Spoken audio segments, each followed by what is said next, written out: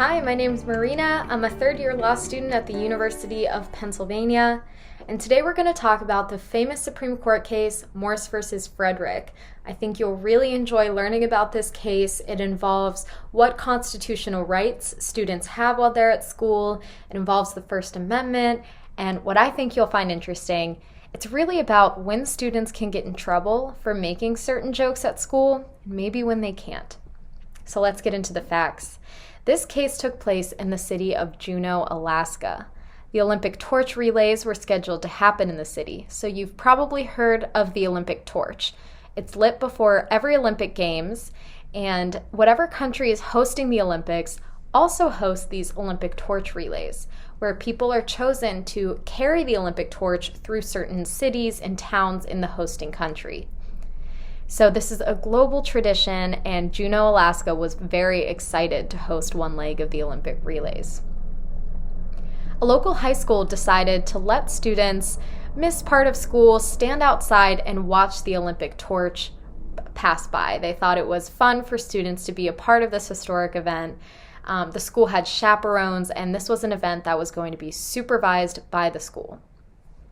Joseph Frederick was a senior at this school that was going to watch the Olympic torch pass by. So on that day, he showed up to school late and then joined his friends to watch the Olympic torch from across the street of the school. So some students stood across the street, not technically on on school grounds, just to watch the passing of the torch. While there, him and his friends unfurled a huge banner that read, "Bong hits for Jesus." To you, that might sound like nonsense, just a silly kind of joke or prank that these students did. Maybe they were trying to get on TV from the news reporters that were there. That's what Frederick would eventually argue in the lawsuit. But the principal saw this banner and assumed it was referencing illegal drug use. Of course, the phrase bong hits typically refers to illegal marijuana use. So the principal walked over, asked them to take the banner down. Frederick refused. The banner was confiscated, and he was suspended for 10 days. So when you really think about the facts of this case, the facts are not that extraordinary. You've probably seen class clowns or students, make jokes in class that get them in trouble, or hang something that makes them get detention or suspension or something. At least I remember that from high school. If you say something you're not allowed to say, you might get in trouble, might face detention. I just kind of always assumed that's how it works. But Frederick didn't just accept the 10-day suspension. He actually brought a lawsuit claiming that the suspension and being forced to take down the banner violated his First Amendment right to free speech. So now let's think about the law. The First Amendment, of course, protects our right to free speech, but that has never meant all speech. Some types of speech are dangerous enough that the Supreme Court has said, nope, the First Amendment was not meant to protect this. You don't have the constitutional right to say certain dangerous things. So the classic example is yelling the word fire in a crowded movie theater when there is no fire. You might think, it's my free speech. I can say whatever I want. I can say fire if I want to. But really, you can't, because if you yell fire when there is no fire in a crowded place, people are going to panic, they're going to stampede. Out of nothing, you just created chaos and a dangerous situation. So First Amendment law says things like that are so ridiculous and potentially dangerous that you don't have the constitutional right to say certain things like that. Some types of speech are protected, but less protected than other types. So political speech gets you the highest level of protection. If you are talking about politics in a non-disruptive manner, odds are you are constitutionally protected to talk about that. The First Amendment will protect you. It was always meant to protect political speech that's central to our democracy and ideals as Americans. Other types of speech, like commercial speech, are still important. The First Amendment protects them, but just a little bit less than political speech. So we want people to talk about businesses and selling products and things like that, but it's just not at the same level as political speech. So the government can put restrictions on things like commercial speech.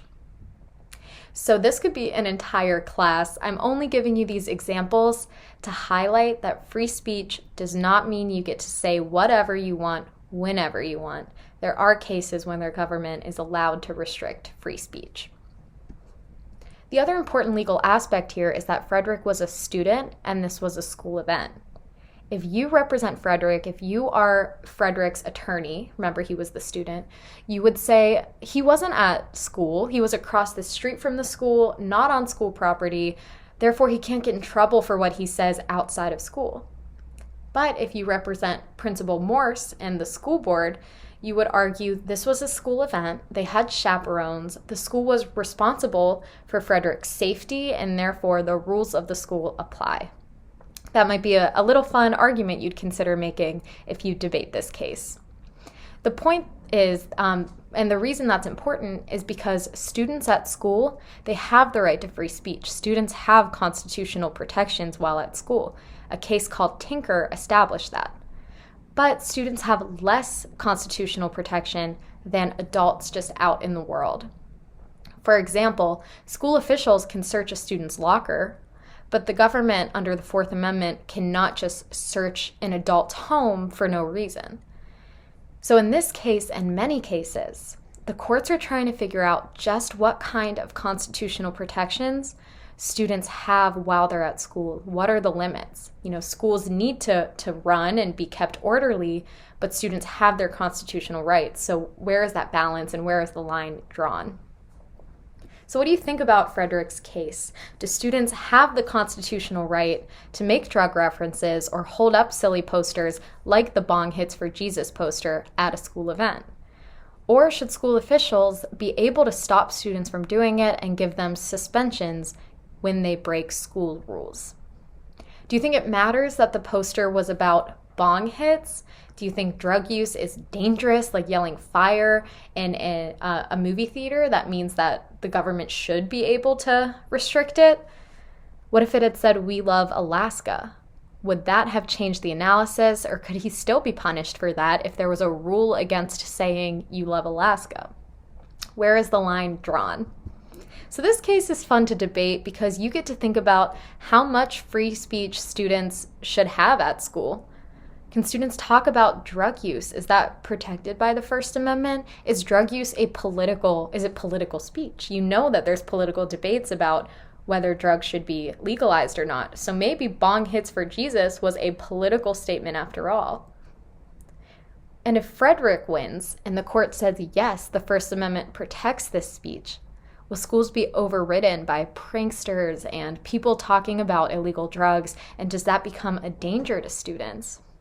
So I think you'll like debating this case, a lot of policy you can go into, and the worksheets attached include even more information on the cases and arguments that you may want to use. You can actually see the Bong Hits for Jesus banner hung up in a museum, and that just because of how important this case was to the constitutional rights of students while at school. I hope you enjoy the activity and have a great day.